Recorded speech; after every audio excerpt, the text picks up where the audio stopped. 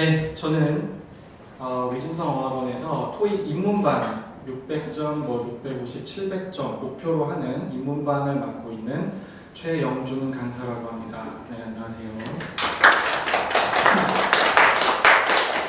네, 제가 쓰고 있는 닉네임 같은 거죠. 토익피디아라고 쓰고 있습니다. 인사이클로피디아가 백과사전이란 뜻인데요. 그거랑 토익이랑 합쳐가지고 제가 뭐 걸어다니는 백과사전이다 이런 내용입니다. 네. 오늘 제가 강의를 하는 목적은 뭐냐면 학원을 무조건 다녀라 여기 아니고요. 토익을 처음 시작하시는 분들이나 아니면은 좀 여러 번 공부해봤는데 공부가 잘 안 나오시는 분들, 아니면은 영어를 증오하시는 분들, 이런 분들은 토익을 처음 딱 공부할 때 좀 힘듦을 느낄 수가 있어요. 그래서 그 부분을 좀 어떻게든 쉽게 만들어 주고자 제 팁을 공유하려고 이 강의를 하는 겁니다. 아시겠죠? 제가 이거는 강의 주제로 뽑았는데요. 토익 풀 때 제일 행복해, 다 맞으니까. 요거는 여러분 얘기가 아니라 제 얘기죠. 그렇죠? 저는 안 틀리니까 당연히 재밌겠죠. 그렇죠? 근데 여러분들은 그렇지 않을 거예요. 근데 이렇게 될 수 있거든요. 왜냐하면 저도 맨 처음에 토익을 시작할 때 뭐 500점 이렇게 시작했었어요.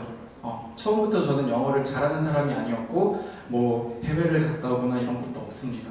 근데 저는 만점을 받았어요. 그렇죠? 저는 예전에 공부할 때 뭐 삽질도 많이 했고 힘들게 공부했었어요. 근데 그렇게 하다 보니까 여러분들이 이제 토익을 시작할 때 어떻게 하면 좀 더 효율적으로 쉽게 할 수 있는지 좀 제가 알 수 있었거든요. 그래서 그 방법을 같이 공유할 겁니다. 먼저 지피지기 백전백승이라는 말을 어디선가 들어보셨을 거예요. 그렇죠? 적을 알고 나를 알면 싸우면 이긴다 이런 뜻이죠.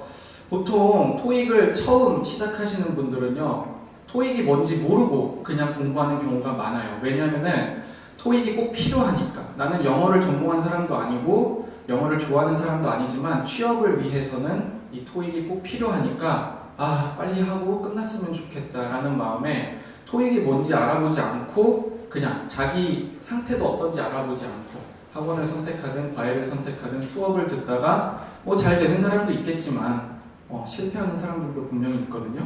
그래서 저는 토익이 뭔지에 대해서 먼저 알려드리고자 합니다. 저는 토익이 뭔지 설명할 때 항상 이 그래프를 그려요. 먼저 맨 왼쪽에 word라는 단어가 있죠. 이게 단어예요. 단어. 우리가 태어나서 언어를 배울 때 맨 처음 습득하는 거는 단어입니다. 어렸을 때 우리 엄마가 막 기린 사진 보여주면서 이거 기린이야 외워, 기린 이렇게 생긴 거 기린이야 이렇게 했었잖아요. 그렇죠? 그런 것처럼 모두가 처음에는 단어를 습득해요. 그래서 단어와 단어를 연결할 수 있는 능력을 또 프레이즈 단계라고 합니다. 근데 이러한 것들을 문장 구조, 문법에 맞게 제대로 나열하게 되면은 센텐스가 되는 거예요. 문장. 오케이? 근데 이 문장에다가 이제 논리력을 좀 더하면은 paragraph, 문단이 되거나 passage, 글이 되는 거죠. 그럼 토익은 이 5가지 단계 중에 어떤 단계를 측정하는 시험일까요? 네, 토익은 문장을 측정하는 시험입니다. 이 말은 뭐냐면은 너가 문장으로 리스닝, 리딩을 제대로 이해할 수 있다면 만점을 줄게. 이런 시험이 토익 시험이에요. 아시겠죠? 그 이상의 논리력이나 뭐 어려운 개념 이런 것들은 거의 없습니다. 자, 그럼 이제 여러분들의 상태를 측정해 봐야 돼요. 제가 이렇게 구분을 해놨어요. 빨리 머릿속으로 생각해 보세요. 나는 어떤 단계인가? 이거는 강사마다 또 기준이 달라서 설정하는 게 다를 수 있어요. 근데 이거는 제 기준에서 판단한 겁니다. 저는 700점 이하는요, 일단 그냥 단어 문제라고 생각해요. 단어를 모르니까 못 듣고 못 읽는 거예요. 오케이? 그 다음에 800점대 분들은 단어는 좀 외웠어요. 근데 그게 문장 단위로 이해가 잘 안 되시는 분들, 뭐 리스닝 할 때 단어 몇 개 듣고 유추를 하신다든지 아니면은 리딩을 할 때 처음부터 끝까지 다 못 읽고 시간에 급급해서 뭐 빈칸만 보고 푼다든지 아니면 일부분만 보고 푼다든지 이런 분들. 그 다음에 920점 이상이라고 하면은 저는 센텐스 단계에 진입했다고 봅니다. 물론 좀 많이 봐준 거예요. 저는 950 이상이 이제 센텐스 단계라고 생각하는데 좀 많이 봐줬습니다. 제가 인스타에 가끔 발로 찍어도 950 이런 거를 해시태그로 항상 거는데 950 정도가 되면은 센텐스 단계라고 할 수 있겠습니다. 자, 리스닝. 이건 어떻게 전략을 세워야 할까요? 리스닝을 해보실 때 안 되는 이유가 여기 제가 쓴 4가지가 거의 대부분일 거예요. 뭐 이거 말고도 뭐 문화가 다르거나 뭐 여러 가지 요인이 있겠지만 일단 토익에서는요. 첫 번째, 그냥 단어를 몰라서. 근데 여러분들이 저는 단어 많이 외웠는데요? 라고 할지라도 토익은 일상 회화도 있고요. 비즈니스 회화도 있어요. 그렇기 때문에 비즈니스에서 쓰이는 어떤 격식 있는 용어라든지 아니면 비즈니스에서 쓰는 단어들 이런 것들이 좀 껴있기 때문에 내가 아는 단어일지라도 그게 다른 뜻으로 쓰였을 가능성도 분명히 있단 말이에요. 그러니까 그런 것들을 좀 고려해서 단어를 좀 많이 외워줘야 돼요. 이거는 어딜 가나 다 똑같이 말하죠. 그렇죠? 근데 어쩔 수 없어요. 토익을 평가하는 기준을 아까 제가 말씀드렸잖아요. 그렇죠? 단어가 안 되면 그 다음도 당연히 안 되는 거예요. 그 다음에 발음을 몰라서. 이건 뭐냐면요. 여러분들이 보통 단어를 외우고 시험 보실 때 어떻게 시험 보죠?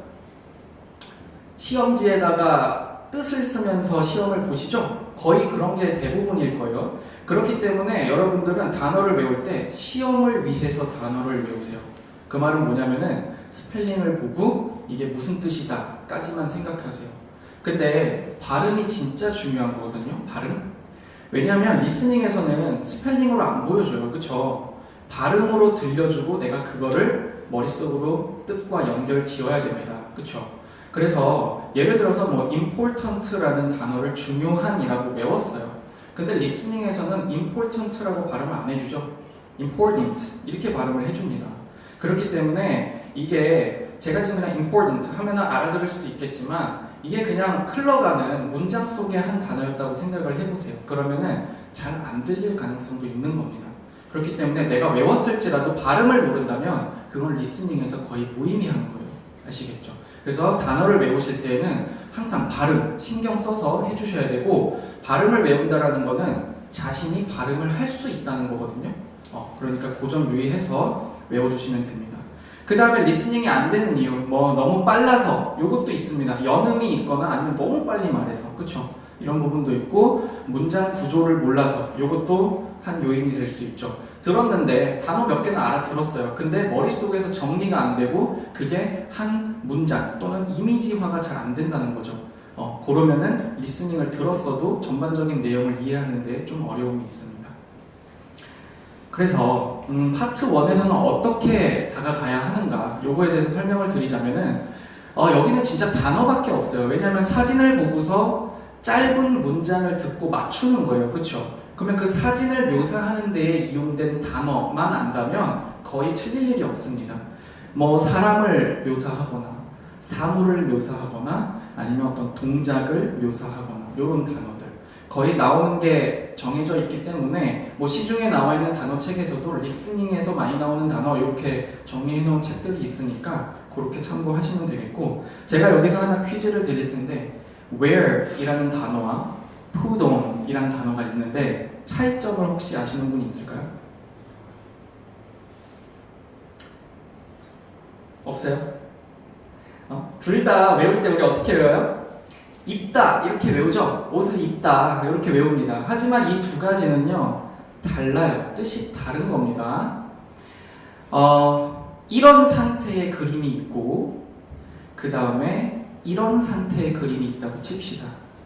첫 번째 신발을 지금 신은 상태죠. 손을 안 대고 있죠. 그쵸?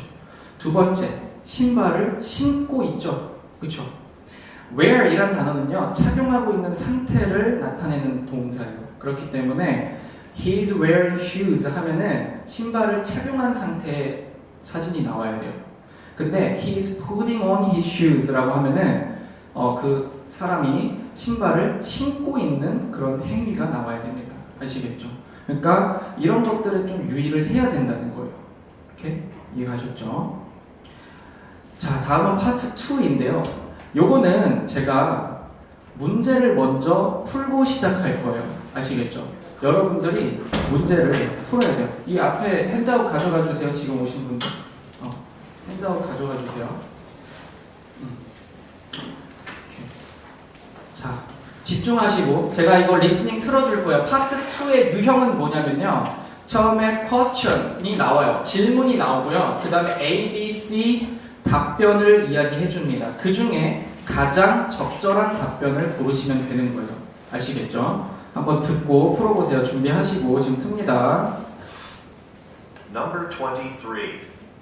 Where'd you find that lovely winter coat? A. Thank you. It was a gift. B. Every January.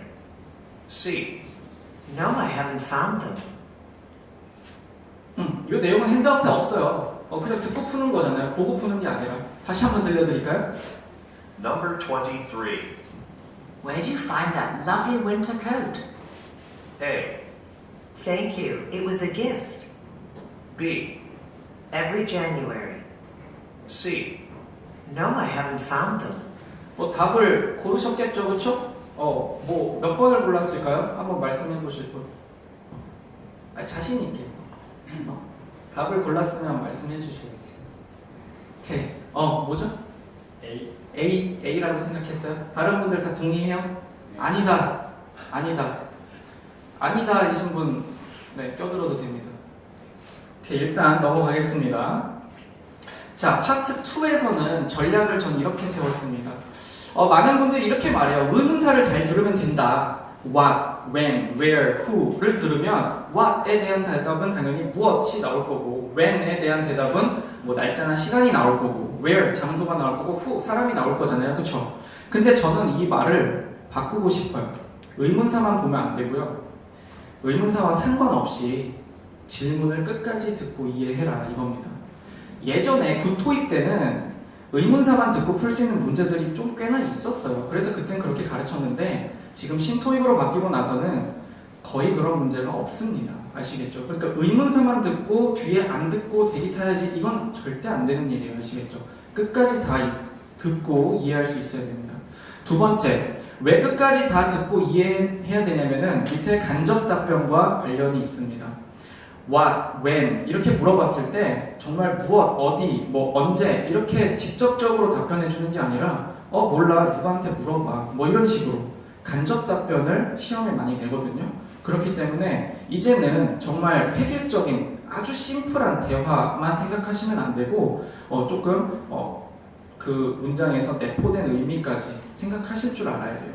그 다음에 오답 소거법인데요. 제가 파트 2에서 이렇게 설명을 길게 하는 이유는 파트 2가 많이 까다로워졌어요. 그래서 한때 이런 썰이 있었어요. 뭐 해커스 게시판에 인도 발음이 있다. 토익에 인도 발음이 있다. 이런 썰이 있었어요. 근데 없잖아요. 그렇죠? 영국, 미국, 뭐 캐나다, 호주 이렇게는 있어도 인도 발음은 없어요. 근데 그만큼 사람들이 들을 때 잘 안 들리고 너무 빠르고 발음도 뭉개지고 이렇기 때문에 혹시라도 답을 제대로 못 들으셨다면 오답을 소거하는 방법으로 정답률을 높이실 수 있어요. 그렇기 때문에 제가 써놓은 거고 그 중에 가장 대표적인 게 뭐 유사 발음, 요건 답이 아니다. 예를 들어서 질문에서 뭐 커피 머신, 커피, 마시는 커피 머신을 얘기했는데 뭐 답변에서 카피 머신 이렇게 복사기를 얘기하는 경우가 있거든요. 그런 것들을 얘기한 거고 뭐 유사 발음 제외하고도 뭐 주어, 대명사가 불일치한다든지 시제가 불일치한다든지 아니면 의문사로 물어봤는데 yes or no로 대답했다든지 이런 경우가 종종 있는데 그거는 오답으로 처리하시면 되겠습니다. 아시겠죠? 자, 그래서 우리가 파트 2를 들었던 거는 요 문장이었어요. Where'd you find the lovely winter coat? 요거였습니다. 이게 무슨 뜻이죠? Where? 어디에서? 이 뜻이죠, 그쵸? 근데 그 뒤에 did you find? 찾았냐? 어디서 났냐? 뭐를? 그 lovely winter coat. 예쁜 코트를 어디서 났냐? 요거예요. 그러면 우리가 where를 만약에 알아들었다면 분명히 초보자들은 장소가 나올 거야. 어디 백화점이 나오겠지? 옷가게 이름이 나오겠지? 이렇게 생각할 수 있다라는 거죠. 근데 ABC를 보시다시피 그런 단어는 없습니다. 그쵸? 그러면 이걸 어떻게 골라야 되느냐? 제가 lovely에 밑줄을 쳐놨죠? 왜 쳐놨냐면은 제가 아까 끝까지 들어야 된다 그랬잖아요. 이 lovely를 들었어야만 정답이 A가 됩니다. 오케이? 왜? 예쁜 코트 어디서 났니? 이 말은 예쁘다 이 말이에요. 그냥 칭찬해 주는 거예요. 그 말을 어디서 났니? 이렇게 해주는 거예요. 그쵸? 이건 누구나 다 알아들으실 수 있어요. 그쵸? 그러니까 정답이 A가 돼서 고마워 이거 선물 받은 건데 이렇게 답을 도출해낼 수 있어야 됩니다. 그러니까 단순히 where만 듣고 바로 뭐 장소가 나오겠거니 예상하시면 절대 안 돼요. 이걸 다시 한번 들어볼게요. Number 23. Where'd you find that lovely winter coat? A, Thank you. It was a gift. B, Every January. C, No, I haven't found them. 네, 그래서 이 질문 읽을 때 처음에 어떻게 읽어주냐면은 Where'd you find? 이렇게 읽어줘요. Where did you find? 이렇게 친절하게 안 읽어주고 Where'd you find? Where'd you find? 이렇게 흘려서 읽는단 말이에요. 그래서 이 where를 또 못 들으시는 분들이 있어요. 그쵸? 이거는 연음의 문제죠. 그쵸? 그렇기 때문에 이거는 학습을 하셔야 됩니다. 들어보고 안 들렸어요. 그럼 스크립트를 확인하고 where did you 라는 이 단어 세트가 where'd you find? 이렇게 발음이 될 수 있구나. 알고 나면은 다음부터 듣기 굉장히 수월해지거든요. 그렇기 때문에 이러한 부분을 좀 연습을 해주셔야 됩니다. 예를 들어서 그거 무슨 의미인데 무슨 말이야? 이런 말 할 때 우리가 What do you mean? 이렇게 하잖아요. 그쵸? 근데 이거를 미국 사람들은 What do you mean? 이렇게 발음 안 해요. What do you mean? 이렇게 한단 말이에요. 그쵸? 앞에를 다 R 발음으로 흘려준단 말이에요. 맞잖아요. 그쵸? 우리도 뭐 누가 이렇게 말하니? 그쵸? 이렇게 말 안 하잖아요. 그쵸? 그러니까 이 연음에 대해서도 학습을 꼭 해주셔야 됩니다. 오케이?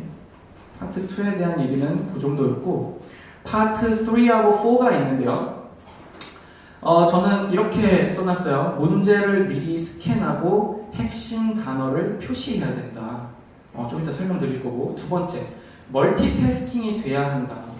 근데 처음부터 멀티태스킹이 잘 안 되시는 분들도 있어요. 그렇죠? 근데 이거는 연습을 좀 해주셔야 돼요. 문제를 풀면서 연습을 좀 해줄 필요가 있습니다. 방금 오신 분 이거 핸드아웃 갖고 가야 되는데. 앞에서. 이렇게. 다 뒤로 가세요. 여기 앞에 앉으면 되는데. 그래도 카메라에 안 걸려요. 안 나와요. 안 나오게 해놨어요. 갖고 가세요.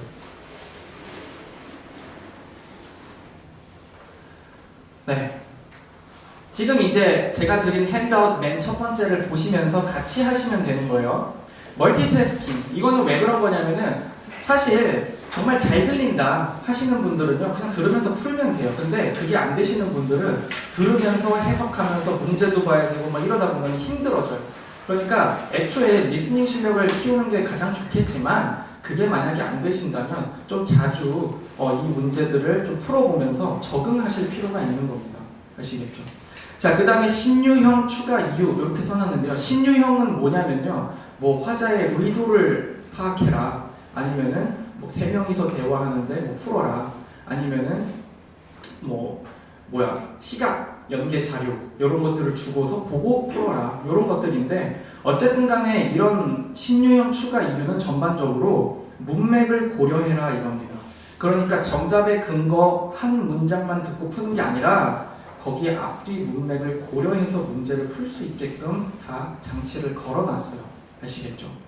이런 점을 유의해서 파트 3가 시작되면요 처음에 direction을 읽어줍니다. 그렇죠? 시험장 가시면은 part 3 directions 이렇게 읽어줘요. 그러면은 이때 뭘 해야 되느냐? 밑에 32번부터 34번 문제를 빨리 읽어야 돼요. 그렇죠? 근데 여기서 문제점이 있어요. 여기 있는 단어를 모르면 읽어도 뭔 소리인지 몰라요. 그렇죠? 제가 처음에 강조했듯이 단어 굉장히 중요합니다. 두 번째, 제가 노란색으로 표시를 해놨죠. 저는 항상 파트 3, 4를 풀 때는요 동그라미를 이런 데다 쳐놔요. 첫 번째 문장이 What are the speakers mainly discussing? 이겁니다. 그러니까 화자가 뭐에 대해서 논의하고 있느냐 이거죠. 그럼 저는 what discussing 여기에만 동그라미 쳐요. 그래서 뭐 논의 이렇게 생각하고 넘어가는 거예요. 그렇죠? ABCD를 봤을 때 policy 정책에 대해서, training 교육에 대해서, result 결과에 대해서, request 요청에 대해서, 요구에 대해서 이런 식으로. 두 두 번째 33번도 보시면은 What does the woman mean when she says I have a meeting soon? 에서 What woman mean I have a meeting soon? 이렇게 보는 거예요. 그러니까 여자가 의미하는 게 뭐냐 이 말을 할 때 34번도 What woman wanna know? 여기에다가 동그라미를 치고 여자가 뭘 알고 싶은지 이렇게 동그라미를 치면서 읽으시는 게 굉장히 큰 도움이 됩니다. 머리에 잔상도 많이 남아있고 그렇죠? 그 다음에 33번 문제가요 신유형인데요 I have a meeting soon 이라는 말을 왜 했냐 요겁니다. 여기서 반가운 소식은 뭐냐면 여러분들은 이 문장을 무조건 잘 알아듣게 돼 있어요. 미리 읽었기 때문에 그쵸? 근데 이 문장을 알아듣고도 못 풀게 돼 있다는 거죠. 왜? 앞뒤 문맥을 꼭 고려해줘야 되니까. 그래서 제가 그 밑에다 스크립트를 갖다 놓았죠. 그쵸? 안녕 엘링턴 Do you have a minute to talk about this month's production numbers? 그러니까 너 좀 시간 좀 있냐 얘기할 시간 이 달의 생산량에 대해서 그랬더니 여자가 뭐라 해요? I have a meeting soon 나 곧 회의 있는데 자 이게 무슨 의미예요? 남자가 너 시간 있니? 했는데 여자가 나 회의 가야 되는데 시간 없다는 거죠 여자는 그쵸? 그러니까 남자가 하는 맨 첫 번째 대사를 만약 못 알아들으신다면 그 다음 여자가 하는 말에 대해서 유추하기가 굉장히 어려워집니다. 굉장히. 그쵸? 이 여자는 시간이 없는 거예요. 또 말합니다. Because problems with two machines on the assembly line. 그러니까 뭐 조립 생산 라인 기계 두 개에 문제가 있어가지고 we're not producing as many plastic bottles each day. 그러니까 매일 생산하는 그 플라스틱 버틀의 양이 같지가 않다 이렇게 대답을 했고 그다음에 여자가 진짜 have any client deadlines be affected 요거는 고객이 요청한 마감 날짜에 영향이 있니? 이렇게 묻는 거예요 그렇죠? 그러면은 이 여자가 지금 걱정하고 있는 거는 고객의 영향이 갈까봐 그러면 32번 문제는 뭐에 대해서 디스커스하고 있었어요? 당연히 monthly results에 대해서 논의를 하고 있었죠. 그 다음에 33번은 왜 말했다고요? 시간이 없어서 그래서 정답이 B가 됩니다. She cannot speak with the man for long. 오랫동안 얘기를 할 수가 없다. 이렇게 보셔야 되고 그 다음에 34번 문제는 데드라인이 놓쳐질까봐 그쵸? 그거에 대해서 걱정을 하고 있는 거죠. 그래서 파트 3 이렇게 보시면 되고 제가 한 번 더 강조하지만 33번과 같은 문제를 풀기 위해서는 처음부터 끝까지 다 플로우를 이해하고 있어야 된다 이겁니다. 자 다음은 또 다른 신유형을 가져왔습니다. 이런 문제인데요. 표를 하나 주고요. 이걸 보고서 풀어라. 이렇게 문제가 나옵니다. 이게 어려워 보일 수는 있지만 사실 어렵진 않아요. 그냥 똑같은 거예요. 근데 그냥 보고 풀어라 이겁니다. 자 근데 93번 문제에서 ABCD를 보시면은 퍼센티지가 나와 있죠. ABCD에 퍼센티지가 나와 있잖아요. 그 다음에 그림의 표에 퍼센티지와 그 다음에 할인이 되는 품목 이름이 나와 있습니다. 자 그러면은 리스닝을 할 때는요 퍼센티지를 언급 안 해준다는 얘기예요. 퍼센티지를 언급해주면은 이 시각자료 자체가 필요가 없어요. 그쵸? 그러니까 예상을 해야 돼요. ABCD에 퍼센티지가 있네. 그러면 리스닝 할 때는 bread, fruit, canned items, cereal에 초점을 맞춰서 들어야겠구나. 요렇게 생각을 하고 들어야 됩니다. 아시겠죠? 그래서 다음 대본을 보시면은 hello 안녕하세요. Priceway Grocery Shoppers 고객님들 안녕하세요. It's our 5th anniversary. 우리가 5년째 기념일이래요. We are celebrating with a special sale this week. 그래서 특별 할인을 하게 되는데 그 다음에 제가 밑에 또 밑줄쳐놓은 부분이 있죠. And make sure you stop by our bakery. 빵집에 와라. 근데 이 빵집에서 뭐 한대요? Where you can find our featured item. 그쵸? 특별 상품이 있대. Fresh baked bread. 그쵸? 지금 빵에 대해서 featured item, 특별한 상품이라고 했어요. 우리가 지금 이 문제에서 보다시피 93번에서 featured product에 대해서 몇 퍼센트 디스카운트가 들어갔냐 요걸 묻고 있죠.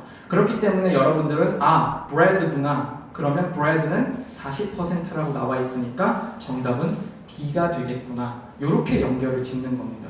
아시겠죠?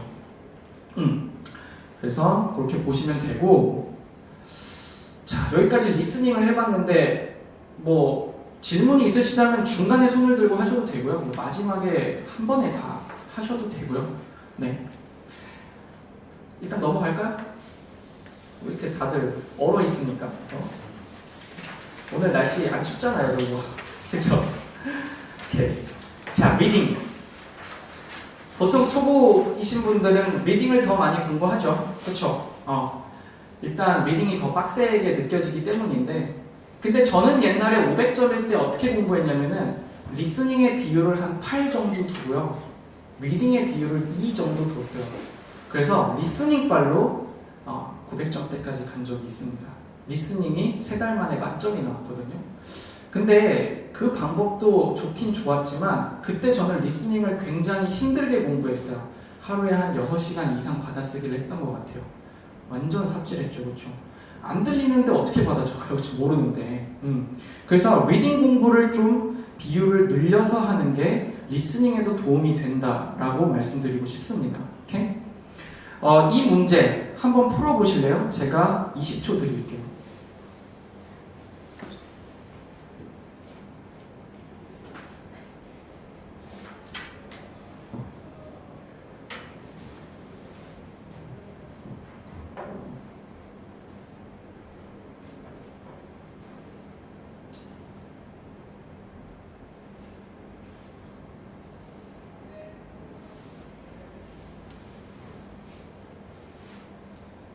됐겠죠? 이거 오래 고민하면 안 돼요. 이렇게 오래 고민하면 안 됩니다. 빨리 풀어야 돼요. 답이 뭐죠? C죠. 그렇죠? 텔이 답입니다. 텔. 오케이? 자, 제가 이 문제를 왜 가지고 왔냐면 역시나 단어의 중요성을 강조하기 위해서 제가 가지고 온 거예요. A, B, C, D를 봤을 때 여러분들이 느낄 때 이 뜻이 다 같아 보이죠? 다 말하다잖아요. 그렇죠? 근데 여러분들은 이 단어들을 외울 때 speak 말하다, talk 말하다, tell 말하다, say 말하다 여기까지밖에 안 외우는 게 문제예요. 제가 지금은 이 단어를 좀 쉽게 가져와서 여러분들이 맞췄을 수도 있지만 이거 말고도 토익에서는요 동의어로 쓰이는 아니면 비슷한 의미로 쓰이는 단어들이 굉장히 많아요. 근데 그게 상황마다 달라질 수도 있고요, 문법 구조에 따라서 또 달라지는 경우도 있습니다. 그걸 가려서 문제를 풀어내실 수 있어야 돼요. 그래서 제가 간단하게 설명을 드리면 speak는요 가장 일반적인 말하다라는 뜻이에요. 제가 지금 여러분들 앞에서 speak 하고 있는 거예요. 저는 스피커죠. 그렇죠? 연설하는 사람이잖아요. 강의하는 사람. 그래서 불특정한 다수의 어떤 청중들한테 말을 하다라는 뜻으로 speak를 쓰는데 얘는 특징이 뭐냐면은 뒤에 목적어가 없어요. 그 대신에 이렇게 전치사의 도움을 받아서 내용을 쓸 거면 speak about something 이렇게 말하거나 아니면 누구와 함께 말하다 이렇게 할 거면 speak with someone 이렇게 해줘야 돼요. 예외는 언어가 오는 경우에는 목적어 취급을 할 수 있습니다. speak Korean, speak English 이런 식으로. 그렇죠? 자, 두 번째 토크는요, 여러분들 토크쇼 생각하시면 돼요. 토크는 2사람, 3사람, 4사람 정해진, 그쵸? 말하는 사람들끼리 이야기를 주고받는 겁니다. 얘도 뒤에 about이나 with와 같은 전치사의 도움을 받아서 쓰는 게 일반적입니다. 그 다음은 tell인데요. tell은요, 뒤에 목적어를 2개 써줘야 돼요. 이게 이제 문법책에서 4형식 동사라고 합니다. 그래서 간접 목적어 자리에 보통 사람이 오고요. 아니면 회사가 올 수도 있죠. 그 다음에 직접 목적어 자리에는 전달하려는 내용이 주로 오게 됩니다. 그래서 누구에게 뭐뭐를 말하다 이렇게 외워주셔야 돼요. 이 tell을 외울 때 말하다 이렇게 외우면 안 되고 누구에게 뭐뭐를 말하다 이렇게 외워주셔야 돼요. 이게 단어 외우는 방법입니다. 아시겠죠? 이런 식으로 단어를 만약 외우시게 된다면은 정말 높은 점수까지 커버 칠 수 있어요. 800점대까지 확신합니다. 자, 그 다음에는 say라는 단어인데 얘도 말하다예요. 뒤에 목적어 하나 쓰고요. 보통 이제 say 뒤에 대절을 써서 무슨 내용을 말하다 이렇게 많이 나오죠. 그죠? 그리고 tell이라는 단어는요, 뒤에 다른 형태가 올 수도 있어요. 목적어 쓴 다음에 투부정사를 써서 뭐뭐 하라고 말하다 이런 뜻도 되고요. 아니면은 tell 뒤에 아예 다른 구조가 나와서 뭐 A from B 이렇게 나와서 A와 B를 구별하다라는 뜻도 돼요. 그러니까 tell에는 말하다뿐만 아니라 구별하다라는 뜻도 있어요. 근데 이렇게 목적어 2개 썼을 때는 구별하다라고 잘 안 써요. 자, 다음 넘어가서 파트 5 문제 하나 더 갖고 왔습니다. 20초 푸세요.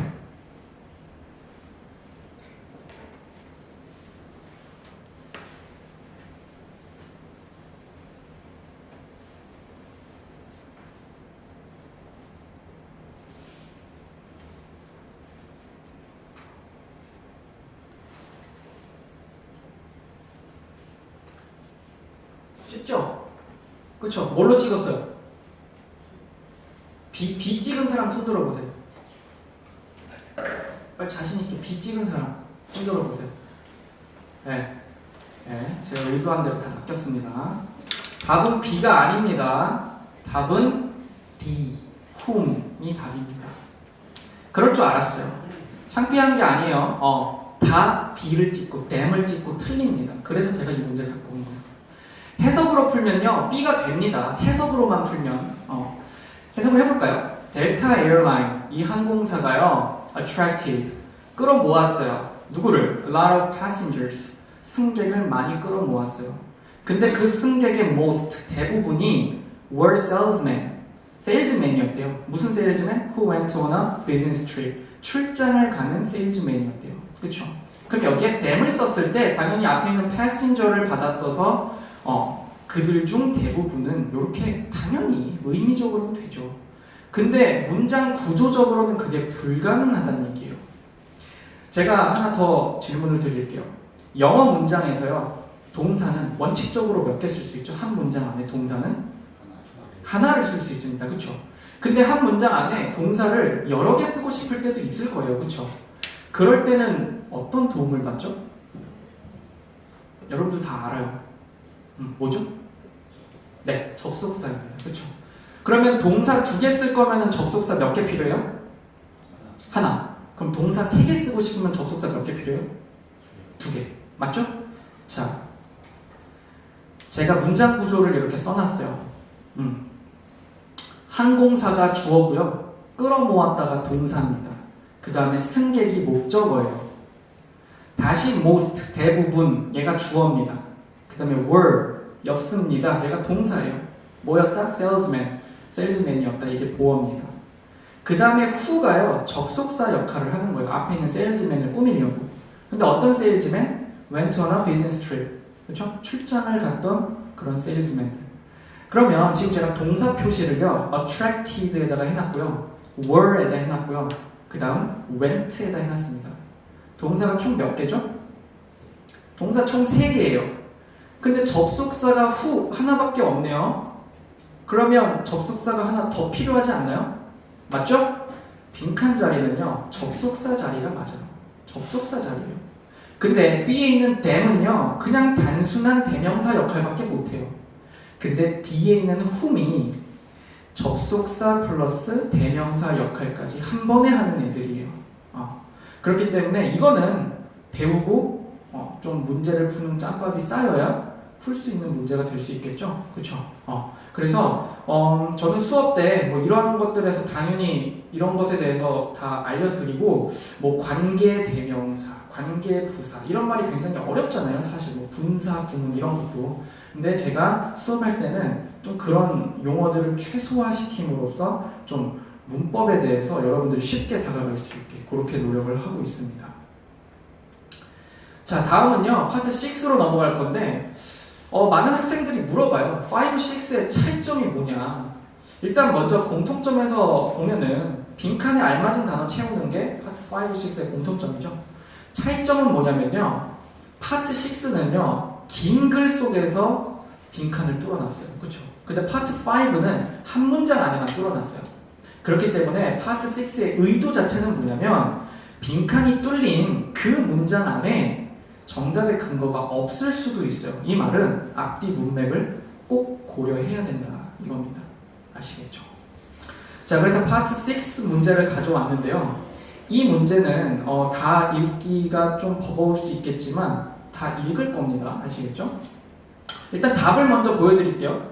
답을 먼저 체크해 보실래요? 35번에 is allowed가 답이고 36번에 able이 답이고 37번에 restrictions D가 답이고 38번에 B가 답입니다. 먼저 됐죠? 다 체크하셨죠? 자, 본문을 보면요.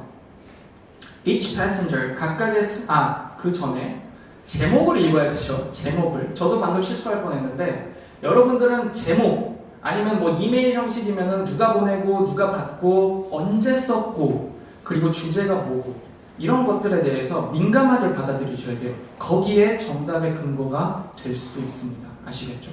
그래서 제목을 보면은 이 에어웨이 항공사의 baggage policy 수화물 정책입니다.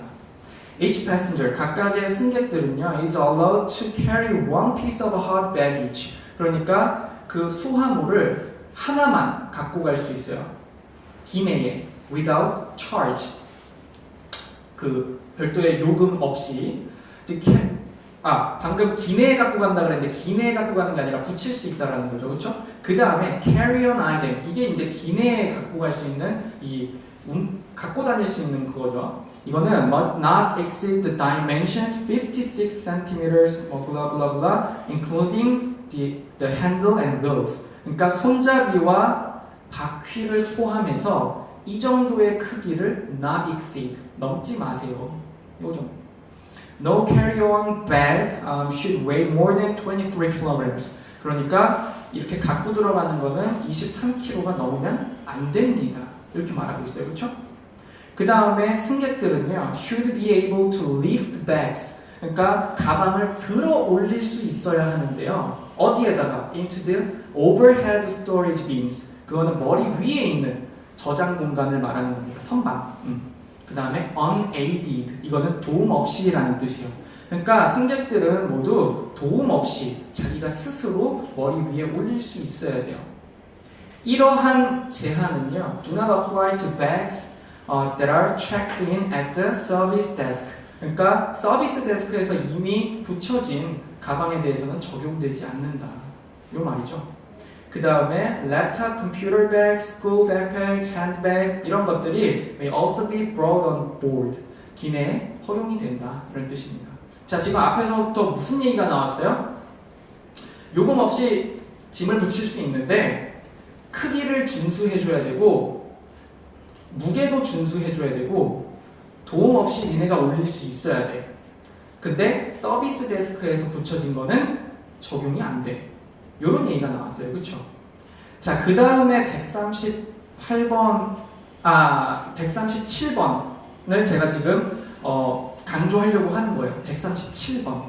137번의 답이 restriction이에요. 이게 제한이라는 뜻이거든요. 근데 이 빈칸이 포함된 문장만 보고서는요, 해석하기가 굉장히 어려워집니다. 그쵸? 어떤 사람은 duty가 되지 않냐. 의무라는 뜻인데, duty가 되지 않냐. 근데 이 크기를 넘지 말아야 되고 무게를 넘지 말아야 되고 이런 것들은 이 항공사에서 제한사항으로 두는 거지 너는 꼭 이렇게 넘지 말아야 돼 하고 승객한테 의무를 지우는 건 아니죠. 그렇죠? 그렇기 때문에 의미상 듀티는 굉장히 이상해지는 거고 그 다음에 앞의 내용을 충분히 이해한 상태에서 풀어야 여기에 restriction이 답이라는 걸 유추할 수 있습니다. 그렇죠? 그 다음에 138번은 앞에서 이제 쭉 그런 얘기가 나오고 기내에 이러이러한 것도 갖고 갈 수 있습니다 라고 했어요. 138번의 정답은 B인데요. It should be stored under the seats when not in use. 그러니까 사용하지 않을 때에는 의자 밑에 보관을 해라 이런 뜻입니다. 자, B 굉장히 자연스럽게 연결이 되죠. 나머지 A, C, D를 읽어볼까요? A에 Please inquire the service desk if it will be permitted on your flight. 그러니까 너의 비행기에서 그게 허용이 되는지 물어봐라. 뚱딴지 같은 소리죠. 그렇죠? 안 맞아요. C. Thank you for becoming a member of the flight crew. 이건 진짜 이상한 말이죠. 그렇죠? 우리 승무원이 돼주셔서 감사합니다. 갑자기 이런 말을 왜 해요? 그쵸? D. Therefore, 그러므로 they will be available for a small additional fee. 그러니까 추가적인 비용으로 이용 가능하다. 아니 갖고 들어와도 된다면서요, 그 전에, 그쵸? 그러니까 A, C, D를 읽어봤을 때 당연히 답이 아닙니다. 그러니까 이런 문제를 봤을 때 쫄면 안 돼요. 그 지문 내에서 여러분들이 의미를 어느 정도 파악을 하셨다면은 이 심리형 문제가 결코 어렵지 않습니다. 아시겠죠? 그 다음에 파트 7 마지막입니다. 좀만 더 들으면 끝나요. 자, 파트 7 이 부분은요, 뭐 당연히 똑같은 말 합니다. 단어를 알아야 해석이 가능하고, 그쵸? 그 단어를 가지고서 문장 구조를 제대로 파악할 수 있어야 정확한 문장의 의미를 받아들이시고, 해석이 되면 정보를 파악할 수 있고 그 정보로 문제를 푸실 수 있습니다. 제가 이 강의 맨 처음에 설명드렸다시피 논리력은 필요 없어요. 토익에서 막 논리력이 어렵게 나오거나 이런 건 없습니다. 차라리 수능 문제가 제일 어렵죠, 그렇죠? 더 어렵죠. 토플이나 SAT 이런 게. 근데 토익에서는 정보를 가지고 정답을 연결시키면 돼요. 그 다음에 신유형, 이것도 의도를 파악하거나 문장을 삽입하는 건데요. 딱 들어도 앞뒤 문맥을 고려해야 되는구나, 요거 다 느끼실 겁니다. 그래서 단순한 정보뿐만 아니라 문맥을 고려해서 풀어야 된다. 오케이? 그 다음에 직독직해, 요거를 써놨습니다. 저는 강의할 때 직독직해 꼭 강조합니다. 왜냐하면은 많은 분들이 영어를 해석하실 때 자꾸 앞뒤 왔다 갔다 하면서 해석을 해요. 안 힘드세요? 응? 힘들죠? 그쵸? 헷갈리고 지문 봤다가 문제 봤다가 지문에서 앞뒤 계속 왔다 갔다 거리고 퍼즐 맞추고 이렇게 해석하면요 정확도도 떨어지고 시간도 모자르죠. 그렇죠?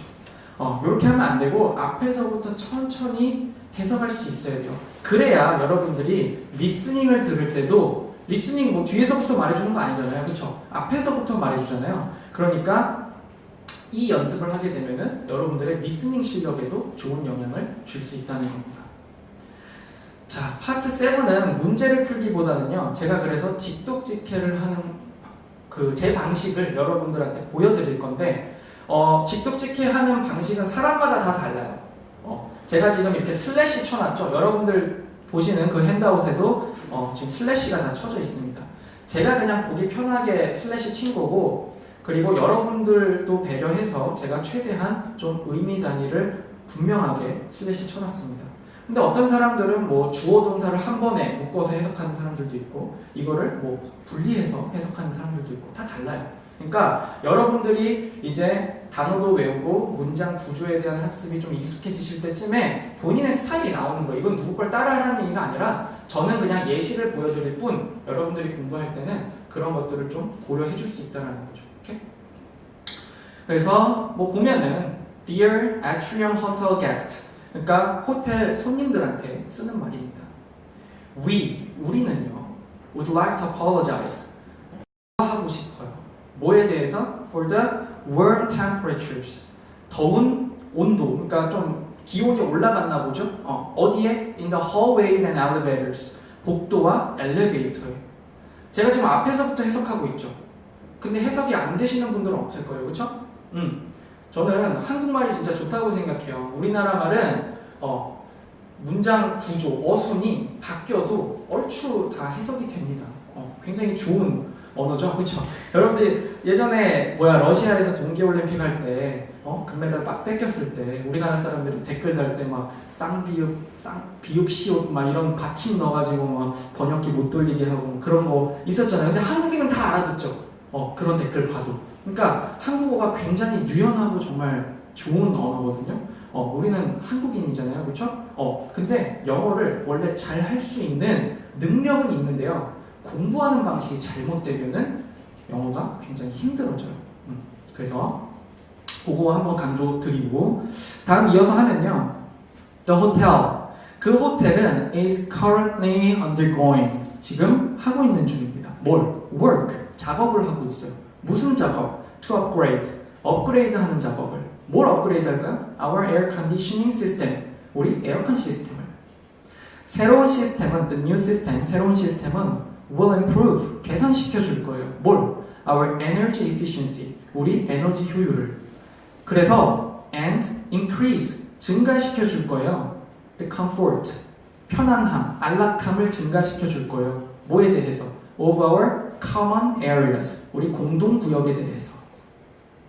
Please note, 주목해 주세요. 알아주세요. That this work, 이 작업이요, does not affect, 영향을 주지 않는다라고. 어디에? The air conditioning unit, 에어컨 장비에 in guest rooms, 투숙객들 방에.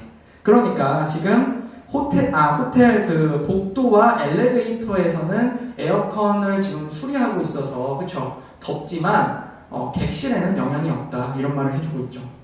If there is anything, 무언가가 있다면 we can do, 우리가 할 수 있는 무언가가 있다면 뭐 하기 위해서? To make, 만들기 위해서 뭐를? Your stay, 당신의 숙박을 어떻게 만들어줘요? More enjoyable, 더 즐겁게 만들 수 있는 어떤 무언가가 있다면 Please feel free, 편하게 대하세요. 뭐를? To contact, 연락하는 걸 주저하지 마세요.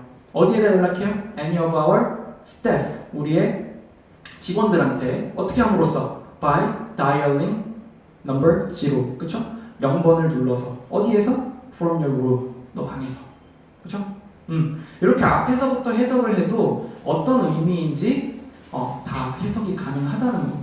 그래서 앞에서부터 쭈루룩 읽을 수 있는 능력이 있으시다면은 문제를 풀 때도 굉장히 빨리 풀 수 있고 정확도도 높일 수 있고 이렇게 해석이 열심히 연습이 되어 있다면은 파트 5, 6 시간 엄청 줄일 수 있죠. 그쵸? 파트 5, 6의 가장 이상적인 완료 시간은 저는 보통 한 15분 정도로 보고 있어요. 5, 6를 15분 만에 끝내야 돼요. 저는 옛날에 한참 이제 토익 만점 현역 때 리스닝 디렉션을 듣고 5, 6를 다 풀었었어요. 제 자랑하는 거예요. 박수 쳐야죠. 네, 저는 그때 5, 6를 리스닝 디렉션 때 다 풀고요. 리딩 시작할 때 7부터 풀었어요. 그때 진짜 완전 미쳤었거든요. 근데 뭐 지금은 그렇게 안 풀어요. 그냥 처음부터 끝까지 다 읽고 천천히 풉니다. 근데 여러분들도 5, 6를 뭐 그렇다고 해서 너무 디렉션 읽어줄 때 빨리빨리 풀려고 노력하는 것도 좋겠지만 그래도 정확도를 무시하면 안 되거든요. 그러니까 빈칸만 보고 풀다가 낭패 보는 경우가 있기 때문에 좀 적절하게, 그렇죠? 본인이 좀 조심해서 유의해서 그렇게 문제 푸는 전략을 세워야 할 거예요. 오케이? 네. 그래서 결론은요. 단어 어떻게 외우라고요? 한국어 뜻만 외우는 게 아니라 그 단어 뒤에 어떤 패턴이 오고 그 단어가 어떤 상황에서 쓰이고 뭐 명사면은 셀 수 있는지 셀 수 없는지 이런 것도 외우면 좋고 아니면은 동사면은 자동사 타동사인지 아니면 어떤 전치사와 어울려서 쓰는지 이런 것들 다 종합적으로 한 번에 외워야 돼요. 이걸 단어에서 해결해야 되지 따로 어떻게 공부하고 이걸 문법으로 커버 쳐야지 이런 건 절대 아닙니다. 아시겠죠? 단어에서 이렇게 해줘야 됩니다. 그래서 목표 점수를 위해서는 단어를 열심히 외우고 문장 구조 분석을 꽤나 해줘야 된다. 그래서 센텐스 수준으로 영어를 이해할 수 있다면 이 토익에서는 점수 받기가 쉽다. 이게 결론입니다. 네, 여러분들 지금 토익 공부하셔야 되고 취업도 하셔야 되는데 다들 아실 거예요. 취업하기 전에 서류에서 이미 토익을 내야 됩니다. 그렇죠? 요거 빨리 끝내야 돼요. 많이 힘드시겠지만 우리 토익 빨리 끝내고 행복해집시다. 아시겠죠? 네, 지금까지 들어주셔서 감사합니다.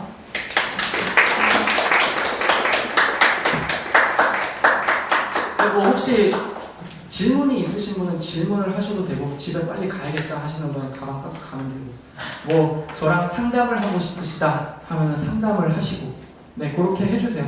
상담하시면은 영화 연회권을 주거든요. 그러니까 상담하고 싶은 사람은 상담하세요. 네, 이렇게 자유롭게 합시다. 네, 알았습니다.